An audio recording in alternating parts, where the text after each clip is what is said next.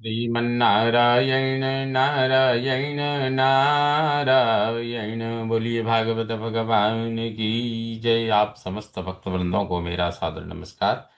श्रीमद् भागवत महापुराण तृतीय स्कंद के तृतीय अध्याय के 22वें श्लोक से यह प्रस्तुति प्रस्तुत है। तस्यैवं रममाणस्य संवत्सरगणान् बहून् गृहमेधेषु योगेषु विरागः समजायत। तस्य एवं बहून संवत्सर गणान, उनके तस्य एवं उनके इस प्रकार बहून बहुत संवत्सर गणान वर्षों तक रममाणस्य विहार करते हुए गृहमेधेषु गृहस्थ संबंधी योगेषु संयोगों से विरागः वैराग्य समजायत उत्पन्न हो गया। अर्थात उनके इस प्रकार बहुत वर्षों तक विहार करते हुए गृहस्थ संबंधी संयोगों से वैराग्य उत्पन्न हो गया। दैवाधीनेषु कामेषु दैवाधीन स्वयं पुमान् को विसृंभेत योगेन योगेश्वरमनुव्रतः।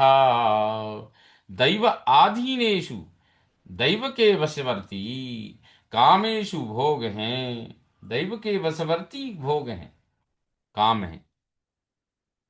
स्वयं पुमान दैव अधीनः, स्वयं पुरुष दैव के वशवर्ती है। अतः योगेश्वरम, योगेश्वर श्री कृष्ण का अनुव्रतः अनुवर्ती कह योगेन विश्रम्भेत, कौन भोगों के संयोग पर विश्वास करेगा।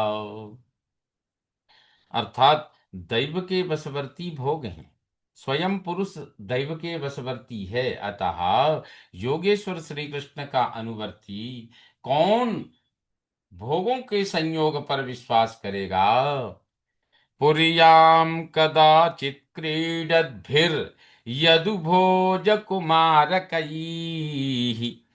कोपिता मुनयस्से पुर्भगवन्मतको विदाः।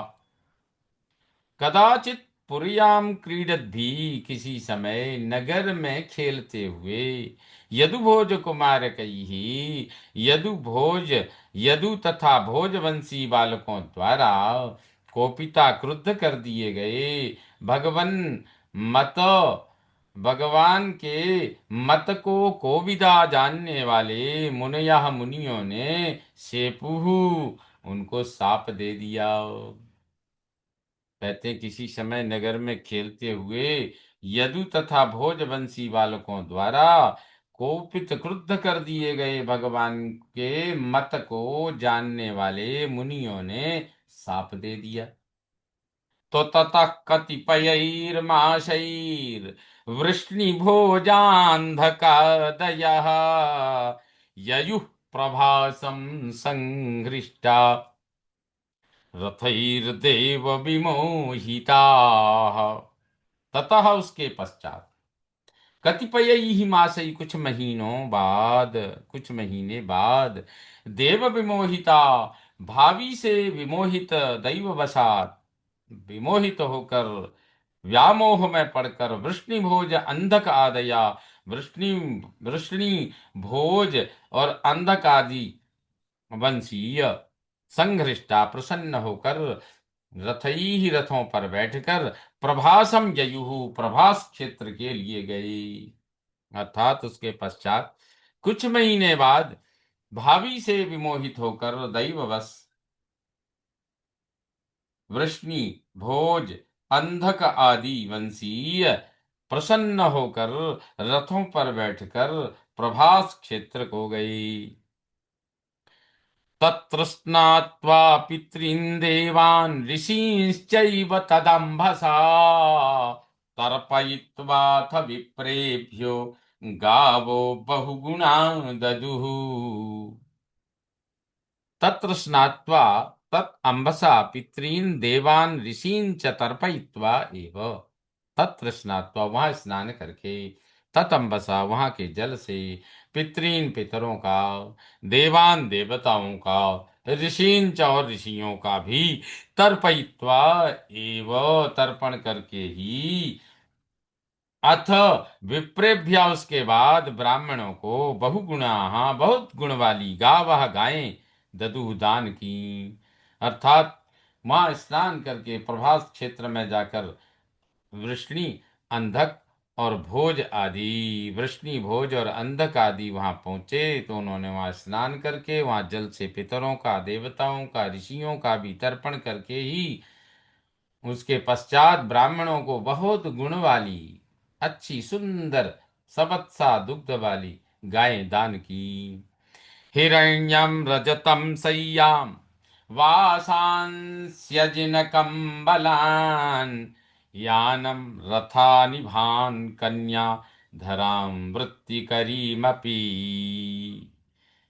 कहते हैं, हिरण्यम रजतम सय्याम, स्वर्ण चांदी सैया, वासांसी वस्त्र, अजिन मृग चर्म, कंबलान कंबल, यानम रथान सवारी के लिए रथ, ईमान, इभान, इभान अर्थात इव का अर्थ होता हाथी, इभान हाथी, कन्याएं, कन्या, वृत्ति करीम जीविका निर्वाह योग्य, धराम अपि भूमि भी।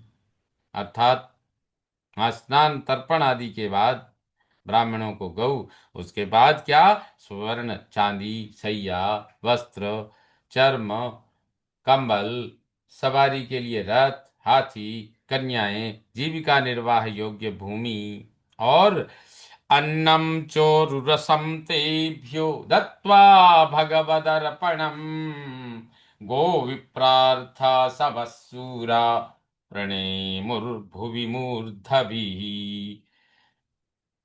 उसके बाद कहते हैं सूराह उरु रसम, बहुत रस वाले, अन्नम च भोजन भी, भगवद अर्पणम, भगवान को अर्पण करके, तेभ्यः उनको, दत्वा देकर, गोविप्र अर्था सबह, गौ ब्राह्मण के लिए ही प्राण धारण करने वाले, असवह प्राण धारण करने वाले, सूराह उन वीरों ने, भुवि पृथ्वी में, मूर्धभी मस्तक रखकर, प्रणय मुँह उन सभी को प्रणाम किया। अर्थात बहुत रस वाले भोजन भी अर्पण, भगवान को प्रसाद लगाकर उनको देकर, गौ ब्राह्मणों के लिए ही प्राण धारण करने वाले उन वीरों ने पृथ्वी में मस्तक रखकर उन्हें प्रणाम किया। इस प्रकार श्रीमद्भागवते महापुराणे वैयासिक्यां पारमहंस्यां संहितायां तृतीय स्कंधे तृतीयोऽध्यायः। श्रीमन्नारायण नारायण नारायण। बोलिए भागवत भगवान की जय।